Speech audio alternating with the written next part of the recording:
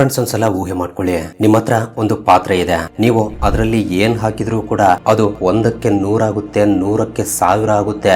ಎಷ್ಟು ಸಾವಿರ ಜನರಿಗೆ ಬಡಿಸಿದ್ರೂ ಕೂಡ, ಎಷ್ಟೇ ತಿಂದ್ರೂ ಕೂಡ ಇದರಲ್ಲಿರುವ ಊಟ ಯಾವತ್ತೂ ಖಾಲಿನೇ ಆಗಲ್ಲ ಅಂದ್ರೆ ಹೇಗಿರುತ್ತೆ? ಕೇಳೋಕೆ ಯಾವ್ದೋ ಒಂದು ಮ್ಯಾಜಿಕ್ ತರ ಅನ್ಸುತ್ತೆ ಅಲ್ವಾ? ಹೌದು, ಇದು ಮ್ಯಾಜಿಕ್ ಅಲ್ಲ, ಕಟ್ಟುಕತೆ ಕೂಡ ಅಲ್ಲ. ನಮ್ಮ ಮಹಾಭಾರತದಲ್ಲಿ ಬರುವ ಒಂದು ಅದ್ಭುತವಾದ ಪಾತ್ರೆ, ಅದೇ ಅಕ್ಷಯ ಪಾತ್ರೆ. ವನವಾಸದ ಸಮಯದಲ್ಲಿ ಪಾಂಡವರು ದಟ್ಟವಾದ ಕಾಡಿನಲ್ಲಿದ್ರೂ ಕೂಡ ಕೇವಲ ಈ ಒಂದು ಪಾತ್ರೆಯನ್ನ ಬಳಸಿಕೊಂಡು ಪ್ರತಿದಿನ 10,000ಕ್ಕೂ ಹೆಚ್ಚು ಜನರಿಗೆ ಮೃಷ್ಟಾನ್ನ ಭೋಜನವನ್ನ ಬಡಿಸ್ತಾ ಇದ್ರಂತೆ. ಅಷ್ಟೇ ಅಲ್ಲ, ಉಡುಪಿಯ ಕೃಷ್ಣ ಮಠದಲ್ಲಿ ಸಾಕ್ಷಾತ್ ಶ್ರೀ ಮಧ್ವಾಚಾರ್ಯರು ಕೂಡ ಭಕ್ತರಿಗೆ ಅನ್ನದಾನ ಮಾಡೋಕೆ ಇದೇ ರೀತಿಯ ಒಂದು ಪವಿತ್ರವಾದ ಪಾತ್ರೆಯನ್ನ ಬಳಸಿದ್ರು. ಅದರಿಂದಲೇ ಉಡುಪಿಯಲ್ಲಿ ಇಂದಿಗೂ ಕೂಡ ಅನ್ನಕ್ಕೆ ಬರವಿಲ್ಲ ಎಂಬ ಇತಿಹಾಸ ಕೂಡ ಇದೆ. ಹಾಗಾದ್ರೆ ಇಷ್ಟೊಂದು ಅದ್ಭುತವಾದ ಶಕ್ತಿ ಇರುವ ಈ ಅಕ್ಷಯ ಪಾತ್ರೆ ಕಾಡಿನಲ್ಲಿರುವ ಪಾಂಡವರಿಗೆ ಹೇಗೆ ಸಿಕ್ತು? ಪಾಂಡವರ ಕಾಲದ ನಂತರ ಆ ಅಕ್ಷಯ ಪಾತ್ರೆ ಏನಾಯ್ತು?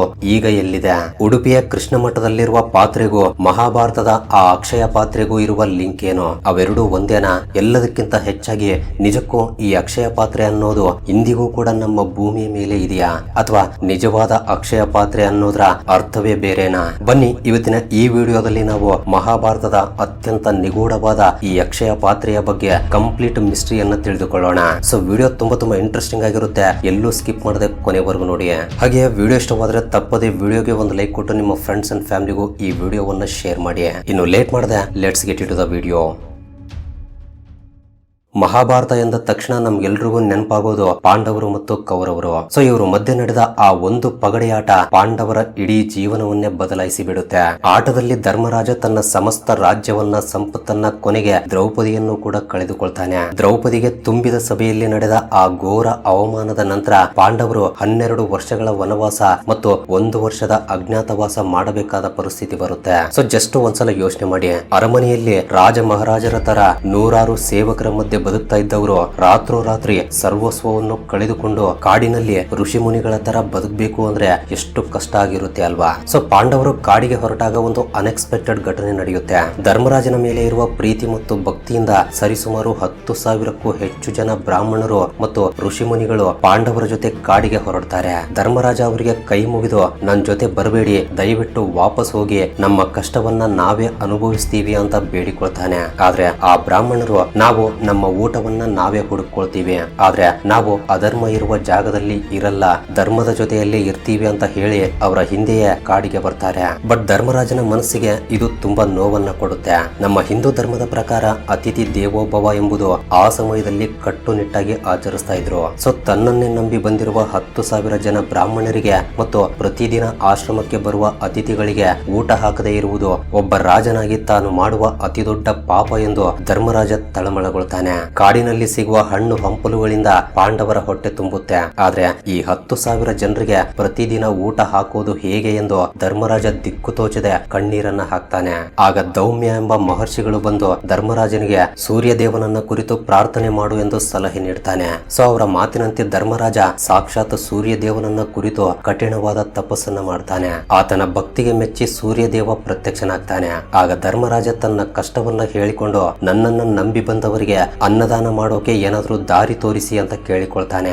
ಆಗ ಸೂರ್ಯ ದೇವ ಧರ್ಮರಾಜನಿಗೆ ತಾಮ್ರದಿಂದ ಮಾಡಿರುವ ಒಂದು ಅದ್ಭುತವಾದ ಪಾತ್ರೆಯನ್ನ ವರದಾನವಾಗಿ ಕೊಡ್ತಾನೆ, ಅದೇ ಅಕ್ಷಯ ಪಾತ್ರೆ. ಸೊ ಇಲ್ಲಿ ಅಕ್ಷಯ ಅಂದ್ರೆ ಯಾವತ್ತೂ ಮುಗಿಯದ ಎಂದರ್ಥ, ಅಂದ್ರೆ ಯಾವತ್ತೂ ಊಟ ಖಾಲಿಯಾಗದ ಒಂದು ದೈವಿಕ ವಸ್ತು. ಸೊ ಸೂರ್ಯ ದೇವರು ಹೇಳಿದ ಪ್ರಕಾರ ಆ ಪಾತ್ರೆಯಿಂದ ಪ್ರತಿದಿನ ಎಷ್ಟು ಜನರಿಗೆ ಬೇಕಾದ್ರೂ ಊಟ ಬಡಿಸಬಹುದಿತ್ತು, ಅನ್ನ ಖಾಲಿ ಆಗ್ತಾನೆ ಇರಲಿಲ್ಲ. ಪಾಂಡವರು ಪ್ರತಿದಿನ ಆ 10,000 ಬ್ರಾಹ್ಮಣರಿಗೆ ಮತ್ತು ಬಂದಿರುವ ಅತಿಥಿಗಳಿಗೆಲ್ಲ ಮೃಷ್ಟಾನ್ನ ಭೋಜನವನ್ನ ಉಣಬಡಿಸ್ತಾ ಇದ್ರು. ಆದ್ರೆ ಈ ಪಾತ್ರೆಗೆ ಒಂದು ಕಟ್ಟುನಿಟ್ಟಾದ ನಿಯಮವಿರುತ್ತೆ. ಅದೇನಂದ್ರೆ ದ್ರೌಪದಿ ಊಟ ಮಾಡೋವರೆಗೆ ಮಾತ್ರವೇ ಈ ಪಾತ್ರೆ ಅನ್ನವನ್ನ ಕೊಡ್ತಾ ಇತ್ತು. ಒಂದು ಸಲ ದ್ರೌಪದಿ ಎಲ್ರಿಗೂ ಊಟ ಬಡಿಸಿ ತಾನು ಊಟ ಮಾಡಿ ಆ ಪಾತ್ರೆಯನ್ನ ತೊಳೆದಿಟ್ರೆ ಅಂದಿಗೆ ಆ ಪಾತ್ರೆಯ ಶಕ್ತಿ ಖಾಲಿ ಆಗ್ತಾ ಇತ್ತು. ಮತ್ತೆ ಮರುದಿನವೇ ಆ ಪಾತ್ರೆ ಕೆಲಸ ಮಾಡ್ತಾ ಇತ್ತು. ಸೊ ಇದರಿಂದ ಪಾಂಡವರ ಅತಿ ದೊಡ್ಡ ಸಮಸ್ಯೆ ಬಗೆಹರಿಯುತ್ತೆ. ಆದ್ರೆ ಕತೆ ಇಲ್ಲಿಗೆ ಮುಗಿಯಲ್ಲ. ಕಾಡಿನಲ್ಲಿದ್ರೂ ಕೂಡ ಪಾಂಡವರು ಅಕ್ಷಯ ಪಾತ್ರೆಯ ಸಹಾಯದಿಂದ ಪ್ರತಿದಿನ 10,000 ಜನರಿಗೆ ಊಟ ಹಾಕಿ ಕೀರ್ತಿ ಗಳಿಸ್ತಿದ್ದಾರೆ ಎಂಬ ವಿಷಯ ದುರ್ಯೋಧನನಿಗೆ ಗೊತ್ತಾಗುತ್ತೆ. ಇದರಿಂದ ದುರ್ಯೋಧನನಿಗೆ ಇನ್ನೂ ಕೋಪ ಹೆಚ್ಚಾಗುತ್ತೆ. ಹೇಗಾದ್ರೂ ಮಾಡಿ ಪಾಂಡವರನ್ನ ಮತ್ತೆ ಅವಮಾನ ಮಾಡಬೇಕು ಎಂದು ಸರಿಯಾದ ಸಮಯಕ್ಕೆ ಕಾಯ್ತಾ ಇರ್ತಾನೆ. ಆ ಸಮಯದಲ್ಲಿ ಆತನಿಗೆ ಸಿಕ್ಕಿದ್ದೆ ಈ ದುರ್ವಾಸ ಮುನಿ. ದುರ್ವಾಸ ಮುನಿ ಅಂದ್ರೇನೆ ಅತಿಯಾದ ಕೋಪ ಮತ್ತು ಘೋರವಾದ ಶಾಪಗಳಿಗೆ ಹೆಸರುವಾಸಿ. ಸೊ ದುರ್ಯೋಧನ ಅವರಿಗೆ ಅದ್ಭುತವಾದ ಭೋಜನವನ್ನ ಏರ್ಪಡಿಸಿ ಅವರನ್ನ ಮೆಚ್ಚಿಸ್ತಾನೆ. ಇದರಿಂದ ದುರ್ವಾಸ ಮುನಿ ವರ ಕೇಳು ಎಂದಾಗ ದುರ್ಯೋಧನ ಒಂದು ಮಾಸ್ಟರ್ ಪ್ಲಾನ್ ಮಾಡ್ತಾನೆ. ನೀವು ನಿಮ್ಮ ಶಿಷ್ಯರ ಸಮೇತ ನನ್ನ ಅಣ್ಣನಾದ ಧರ್ಮರಾಜನ ಆಶ್ರಮಕ್ಕೆ ಹೋಗಿ ಆತಿಥ್ಯವನ್ನ ಸ್ವೀಕರಿಸಬೇಕು. ಆದ್ರೆ ದ್ರೌಪದಿ ಊಟ ಮಾಡಿದ ನಂತರವೇ ನೀವು ಅಲ್ಲಿಗೆ ಹೋಗ್ಬೇಕು ಅಂತ ಕೇಳಿಕೊಳ್ತಾನೆ. ಸೊ ದುರ್ವಾಸ ಮುನಿ ಅದಕ್ಕೆ ಒಪ್ಪಿಕೊಳ್ತಾನೆ. ನಂತರ ದುರ್ಯೋಧನನ ಪ್ಲಾನ್ ಪ್ರಕಾರವೇ ದ್ರೌಪದಿ ಎಲ್ರಿಗೂ ಊಟ ಬಡಿಸಿ ತಾನು ಊಟ ಮುಗಿಸಿ ಅಕ್ಷಯ ಪಾತ್ರೆಯನ್ನ ತೊಳೆದಿಟ್ಟ ಮೇಲೆ ಎಕ್ಸಾಕ್ಟ್ ಆಗಿ ಅದೇ ಸಮಯಕ್ಕೆ ದುರ್ವಾಸ ಮುನಿ ತನ್ನ 10,000 ಶಿಷ್ಯರ ಜೊತೆ ಪಾಂಡವರ ಆಶ್ರಮಕ್ಕೆ ಬರ್ತಾರೆ. ಬಂದ ತಕ್ಷಣ ನಮ್ಗೆಲ್ರಿಗೂ ವಿಪರೀತವಾದ ಹಸಿವಾಗ್ತಾ ಇದೆ, ನಾವು ನದಿಗೆ ಹೋಗಿ ಸ್ನಾನ ಮಾಡ್ಕೊಂಡು ಬರ್ತೀವಿ, ಅಷ್ಟರಲ್ಲಿ ನಮ್ಗೆ ಭೋಜನ ಸಿದ್ಧವಾಗಿರ್ಲಿ ಅಂತ ಹೇಳಿ ನದಿಯ ಕಡೆ ಹೋಗ್ತಾರೆ. ಈ ಕಡೆ ಪಾಂಡವರಿಗೆ ಟೆನ್ಷನ್ ಶುರುವಾಗುತ್ತೆ. ಯಾಕೆಂದ್ರೆ ದ್ರೌಪದಿ ಆಗ್ಲೇ ಊಟ ಮಾಡಿದ್ಲು, ಅಕ್ಷಯ ಪಾತ್ರೆ ಇವತ್ತಿಗೆ ಕೆಲಸ ಮಾಡಲ್ಲ. ಈಗ ಊಟ ಇಲ್ಲ ಅಂದ್ರೆ ದುರ್ವಾಸ ಮುನಿ ಖಂಡಿತ ಶಾಪ ಕೊಡ್ತಾರೆ. ಸೊ ಆ ಶಾಪದಿಂದ ಪಾಂಡವರು ಸುಟ್ಟು ಬೂದಿ ಆಗೋದು ಖಂಡಿತ ಎಂದು ತಿಳಿದ ದ್ರೌಪದಿಗೆ ಏನ್ ಮಾಡ್ಬೇಕು ಎಂಬುದೇ ಅರ್ಥವಾಗಲ್ಲ, ಭಯ ಶುರುವಾಗುತ್ತೆ. ಸೊ ಇಂತಹ ಪ್ರಾಣ ಸಂಕಟದ ಪರಿಸ್ಥಿತಿಯಲ್ಲಿ ದ್ರೌಪದಿಗೆ ನೆನಪಾಗೋದು ಕೇವಲ ಒಬ್ಬನೇ, ಆತನೇ ಶ್ರೀಕೃಷ್ಣ. ಇದರಿಂದ ದ್ರೌಪದಿ ಕೃಷ್ಣನನ್ನೇ ನೆನಪಿಸಿಕೊಂಡು ಕಣ್ಣೀರು ಹಾಕ್ತಾ ಪ್ರಾರ್ಥನೆಯನ್ನ ಮಾಡ್ತಾಳೆ. ಆಕೆಯ ಕರೆಯನ್ನ ಕೇಳಿ ಸಾಕ್ಷಾತ್ ಕೃಷ್ಣ ಸಡನ್ ಆಗಿ ಅಲ್ಲಿ ಪ್ರತ್ಯಕ್ಷನಾಗ್ತಾನೆ. ಸೊ ಪ್ರತ್ಯಕ್ಷನಾದ ತಕ್ಷಣ ಕೃಷ್ಣ, ತಂಗಿ ದ್ರೌಪದಿ, ನನಗೆ ವಿಪರೀತವಾದ ಹಸಿವಾಗ್ತಾ ಇದೆ, ಮೊದಲು ಏನಾದ್ರೂ ತಿನ್ನೋಕೆ ಕೊಡು ಅಂತ ಕೇಳ್ತಾನೆ. ಆಗ ದ್ರೌಪದಿ, ಕೃಷ್ಣ, ನಾನು ಆಗ್ಲೇ ಊಟ ಮಾಡಿ ಪಾತ್ರೆ ತೊಳೆದಿಟ್ಟಿದ್ದೀನಿ, ಮನೆಯಲ್ಲಿ ಒಂದು ಅಗುಳು ಅನ್ನ ಕೂಡ ಇಲ್ಲ, ನೀನ್ ಬಂದು ಈ ರೀತಿ ಕೇಳಿದ್ರೆ ನಾನ್ ಎಲ್ಲಿಗೆ ಹೋಗ್ಲಿ ಅಂತ ಅಳ್ತಾ ಹೇಳ್ತಾಳೆ. ಆಗ ಕೃಷ್ಣ ನಗ್ತಾ ಒಂದ್ಸಲ ಆ ಅಕ್ಷಯ ಪಾತ್ರೆಯನ್ನ ಇಲ್ಲಿಗೆ ತಗೊಂಡ್ ಬಾ ಅಂತ ಹೇಳ್ತಾನೆ. ಸೊ ದ್ರೌಪದಿ ಆ ಪಾತ್ರೆಯನ್ನ ತಂದಾಗ ಕೃಷ್ಣ ಆ ಪಾತ್ರೆಯನ್ನ ಸೂಕ್ಷ್ಮವಾಗಿ ಗಮನಿಸ್ತಾನೆ. ಆ ಪಾತ್ರೆಯ ಮೂಲೆಯಲ್ಲಿ ಕೇವಲ ಒಂದೇ ಒಂದು ಅಗುಳು ಅನ್ನ ಮತ್ತು ಒಂದು ಚಿಕ್ಕ ಸೊಪ್ಪಿನ ತುಣುಕು ಅಂಟಿಕೊಂಡಿರುತ್ತೆ. ಸೊ ಕೃಷ್ಣ ಆ ಒಂದು ಅಗುಳನ್ನೇ ತಗೊಂಡು ಇದು ಇಡೀ ಬ್ರಹ್ಮಾಂಡಕ್ಕೆ ತೃಪ್ತಿಯನ್ನ ನೀಡ್ಲಿ ಎಂದು ಹೇಳಿ ತಿಂದು ಬಿಡ್ತಾನೆ. ಸೊ ಇದರ ಅರ್ಥ ಏನು ಅಂದ್ರೆ ಕೃಷ್ಣ ಇಡೀ ಬ್ರಹ್ಮಾಂಡವನ್ನೇ ಪ್ರತಿನಿಧಿಸ್ತಾನೆ. ಸೊ ಕೃಷ್ಣನ ಹೊಟ್ಟೆ ತುಂಬಿದ್ರೆ ಇಡೀ ಪ್ರಪಂಚದ ಹೊಟ್ಟೆ ತುಂಬಿದ ಹಾಗೆ. ಸೊ ಎಕ್ಸಾಕ್ಟ್ ಆಗಿ ಅದೇ ಸಮಯದಲ್ಲಿ ನದಿಯಲ್ಲಿ ಸ್ನಾನ ಮಾಡ್ತಾ ಇರುವ ದುರ್ವಾಸ ಮುನಿ ಮತ್ತು ಅವರ 10,000 ಶಿಷ್ಯರಿಗೆ ಹೊಟ್ಟೆ ಪೂರ್ತಿಯಾಗಿ ತುಂಬಿ ಕುತ್ತಿಗೆಯವರೆಗೆ ನಿಂತಿರುವಂತಹ ಫೀಲಿಂಗ್ ಬಂದು ತೇಗಲು ಶುರು ಮಾಡ್ತಾರೆ. ಅಯ್ಯೋ, ಈ ಪಾಂಡವರ ಹತ್ರ ಹೋದ್ರೆ ನಮ್ಮಿಂದ ಒಂದು ತುತ್ತು ಊಟ ಕೂಡ ಮಾಡೋಕಾಗಲ್ಲ, ಊಟ ಮಾಡಿಲ್ಲ ಅಂದ್ರೆ ಧರ್ಮರಾಜನಿಗೆ ಅವಮಾನ ಮಾಡಿದ ಹಾಗೆ ಆಗುತ್ತೆ ಎಂದು ಭಾವಿಸಿ ಆಶ್ರಮದ ಕಡೆ ಮುಖ ಕೂಡ ಮಾಡದೆ ಸದ್ದಿಲ್ದೆ ಅಲ್ಲಿಂದ ವಾಪಸ್ ಹೊರಟೋಗ್ತಾರೆ. ಈ ರೀತಿ ಕೃಷ್ಣನ ಒಂದು ಚಿಕ್ಕ ಪವಾಡದಿಂದ ಪಾಂಡವರು ಭೀಕರ ಶಾಪದಿಂದ ಪಾರಾಗ್ತಾರೆ. ಈ ರೀತಿ ಪಾಂಡವರನ್ನೆಲ್ಲ ವನವಾಸದ ಸಮಯದಲ್ಲಿ ಈ ಅಕ್ಷಯ ಪಾತ್ರೆ ಸಹಾಯ ಮಾಡುತ್ತೆ. ಈಗ ನಿಮ್ಮೆಲ್ಲರ ಮನಸ್ಸಿನಲ್ಲಿ ಒಂದು ಪ್ರಶ್ನೆ ಕಾಡ್ತಾ ಇರಬಹುದು, ಹಾಗಾದ್ರೆ ಉಡುಪಿಯ ಶ್ರೀಕೃಷ್ಣ ಮಠದಲ್ಲಿರುವ ಆ ಅಕ್ಷಯ ಪಾತ್ರೆ ಯಾವುದು, ಅದು ನಿಜವಾದ ಪಾತ್ರೆ ಅಲ್ವಾ ಅಂತ. ಇದರ ಹಿಂದೆ ಕೂಡ ಒಂದು ಇಂಟ್ರೆಸ್ಟಿಂಗ್ ಕಥೆ ಇದೆ. ನಮ್ಮ ಪುರಾಣಗಳ ಪ್ರಕಾರ ಮಧ್ವಾಚಾರ್ಯರು ವಾಯುದೇವನ 3ನೇ ಅವತಾರ ಅಂದ್ರೆ ಭೀಮಸೇನನ ಅವತಾರ. ಅವರು ಉಡುಪಿಯಲ್ಲಿ ಶ್ರೀಕೃಷ್ಣನ ವಿಗ್ರಹವನ್ನ ಪ್ರತಿಷ್ಠಾಪನೆ ಮಾಡಿದಾಗ ಕೃಷ್ಣನನ್ನ ನೋಡೋಕೆ ಬರುವ ಭಕ್ತರಿಗೆ ಪ್ರತಿದಿನ ಅನ್ನದಾನ ಮಾಡಲೇಬೇಕು ಅಂತ ನಿರ್ಧಾರ ಮಾಡ್ತಾರೆ. ಆಗ ಅವರು ತಮ್ಮ ಶಿಷ್ಯರಿಗೆ ಒಂದು ಪವಿತ್ರವಾದ ಪಾತ್ರೆಯನ್ನ ಕೊಟ್ಟು ಈ ರೀತಿ ಹೇಳ್ತಾರೆ, ಪ್ರತಿದಿನ ಮೊದಲು ಈ ಪಾತ್ರೆಯಲ್ಲಿ ಅನ್ನವನ್ನ ಬೇಯಿಸಿ ಕೃಷ್ಣನಿಗೆ ನೈವೇದ್ಯ ಮಾಡಿ ನಂತರವೇ ಭಕ್ತರಿಗೆ ಬಡಿಸಿ. ಎಲ್ಲಿಯವರೆಗೆ ಕೃಷ್ಣನ ಭಕ್ತರಿಗೆ ಈ ಪಾತ್ರೆಯಿಂದ ಅನ್ನದಾನ ನಡೆಯುತ್ತೋ ಅಲ್ಲಿಯವರೆಗೆ ಈ ಮಠದಲ್ಲಿ ಅನ್ನ ಖಾಲಿ ಆಗೋದೇ ಇಲ್ಲ, ಅನ್ನಕ್ಕೆ ಬರೋದೇ ಇಲ್ಲ ಅಂತ ತಮ್ಮ ತಪಸ್ಸಿನ ಶಕ್ತಿಯಿಂದ ಆಶೀರ್ವಾದ ಮಾಡಿ ಕೊಡ್ತಾರೆ. ಸೊ ಇಂದಿಗೂ ಕೂಡ ಉಡುಪಿಯ ಕೃಷ್ಣ ಮಠದಲ್ಲಿ ಮಧ್ವಾಚಾರ್ಯರು ಕೊಟ್ಟಿರುವ ಆ ಪಾತ್ರೆಯನ್ನ ಅತ್ಯಂತ ಭಕ್ತಿಯಿಂದ ಬಳಸಲಾಗುತ್ತೆ. ಸೊ ಮಠದ ಜವಾಬ್ದಾರಿ ವಹಿಸಿಕೊಳ್ಳುವ ಪರ್ಯಾಯ ಸ್ವಾಮಿಗಳು ಪ್ರತಿದಿನ ಬೆಳಿಗ್ಗೆ ಇದೇ ಅಕ್ಷಯ ಪಾತ್ರೆಯಲ್ಲಿ ಅಕ್ಕಿ ಹಾಕಿ ಅನ್ನದಾನದ ಪ್ರಕ್ರಿಯೆಗೆ ಚಾಲನೆ ಕೊಡ್ತಾರೆ.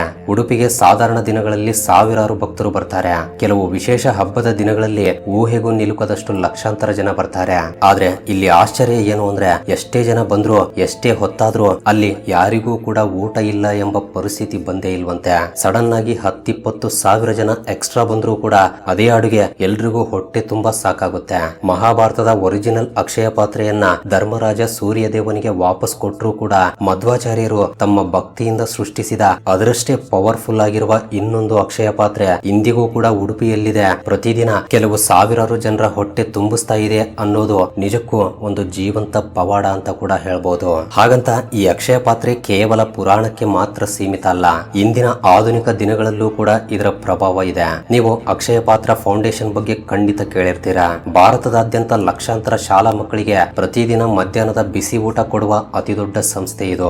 ಯಾವ ಮಗು ಕೂಡ ಹಸಿವಿನಿಂದ ಶಿಕ್ಷಣದಿಂದ ವಂಚಿತರಾಗಬಾರದು ಎಂಬ ಧ್ಯೇಯವನ್ನ ಇಟ್ಟುಕೊಂಡು ಇವತ್ತಿಗೂ ಕೂಡ ಈ ಅಕ್ಷಯ ಪಾತ್ರೆಯ ಸ್ಪಿರಿಟ್ ಅನ್ನ ಕಂಟಿನ್ಯೂ ಮಾಡ್ತಾ ಇದ್ದಾರೆ. ಸೊ ಫ್ರೆಂಡ್ಸ್, ಕೊನೆಯದಾಗಿ ನಾನೊಂದು ವಿಷಯ ಹೇಳೋಕೆ ಇಷ್ಟಪಡ್ತೀನಿ.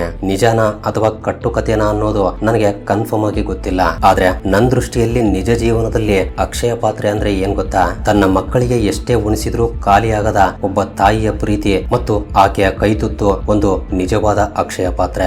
ಈ ಇಡೀ ಪ್ರಪಂಚಕ್ಕೆ ಅನ್ನ ಹಾಕುವ ಆ ರೈತನ ಹೊಲ ಕೂಡ ಒಂದು ನಿಜವಾದ ಅಕ್ಷಯ ಪಾತ್ರೆ. ಎಷ್ಟೇ ಅಗೆದು ತಿಂದ್ರೂ ಕೂಡ ಮತ್ತೆ ಮತ್ತೆ ನಮಗೆ ಮಳೆ ಬೆಳೆ ಕೊಡುವ ನಮ್ಮ ಭೂಮಿ ತಾಯಿ, ನಮ್ಮ ಪ್ರಕೃತಿ ಕೂಡ ಒಂದು ಅಕ್ಷಯ ಪಾತ್ರೆಯೇ. ನಿಜವಾದ ಅಕ್ಷಯ ಪಾತ್ರೆ ಅನ್ನೋದು ಯಾವತ್ತೂ ಕೂಡ ಖಾಲಿಯಾಗದ ಒಂದು ಮ್ಯಾಜಿಕ್ ಪಾತ್ರೆ ಅಲ್ಲ. ನಮ್ಮಲ್ಲಿರೋದನ್ನ ಬೇರೆಯವರ ಜೊತೆ ಹಂಚಿಕೊಂಡು ಬದುಕುವ ಆ ನಿಸ್ವಾರ್ಥ ಮನಸ್ಸೇ ನಿಜವಾದ ಅಕ್ಷಯ ಪಾತ್ರೆ. ಹಾಗಾದ್ರೆ ಈ ವಿಡಿಯೋ ಬಗ್ಗೆ ನಿಮ್ಗೆ ಅನಿಸ್ತಾ ಇದೆ? ತಪ್ಪದೆ ನಿಮ್ಮ ಅನಿಸಿಕೆಗಳನ್ನ ಕೆಳಗಡೆ ಕಮೆಂಟ್ ಮಾಡಿ ತಿಳಿಸಿ. ಸೊ ಇದು ಫ್ರೆಂಡ್ಸ್, ಈ ವಿಡಿಯೋ ನಿಮ್ಗೆ ಹೊಸ ವಿಷಯಗಳನ್ನ ತಿಳಿದುಕೊಳ್ಳೋಕೆ ಅಷ್ಟೋ ಇಷ್ಟೋ ಸಹಾಯವಾಗಿದೆ ಎಂದು ಭಾವಿಸ್ತೀನಿ. ಸೊ ವಿಡಿಯೋ ಇಷ್ಟವಾಗಿದ್ರೆ ತಪ್ಪದೆ ವಿಡಿಯೋಗೆ ಒಂದು ಲೈಕ್ ಕೊಟ್ಟು ನಿಮ್ಮ ಫ್ರೆಂಡ್ಸ್ ಅಂಡ್ ಫ್ಯಾಮಿಲಿ ಜೊತೆ ಕೂಡ ಶೇರ್ ಮಾಡಿ. ಅಂಡ್ ಫಸ್ಟ್ ಟೈಮ್ ಯಾರಾದ್ರೂ ನಮ್ಮ ಚಾನಲ್ ಅನ್ನ ಈಗ ನೋಡ್ತಾ ಇದ್ರೆ ತಪ್ಪದೆ ಸಬ್ಸ್ಕ್ರೈಬ್ ಮಾಡ್ಕೊಂಡು ಪಕ್ಕದಲ್ಲಿರುವ ಬೆಲ್ ಐಕನ್ ಅನ್ನ ಆಕ್ಟಿವೇಟ್ ಮಾಡ್ಕೊಳ್ಳಿ. ಅಂಡ್ ವಿಡಿಯೋವನ್ನ ಕೊನೆವರೆಗೂ ನೋಡಿದ್ದಕ್ಕೆ love you so much guys.